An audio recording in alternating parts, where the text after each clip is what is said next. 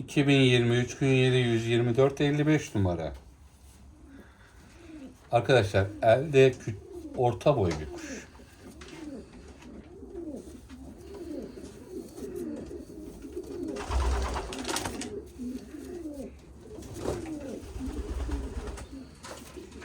Tüy yapısı iyi.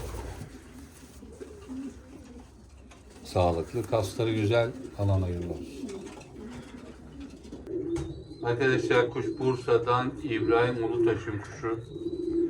Kuşun babası Nesim Boztaş'ın, bir tarafta Taşkan Teneke, bir tarafta o gün Köse'nin kuşları var.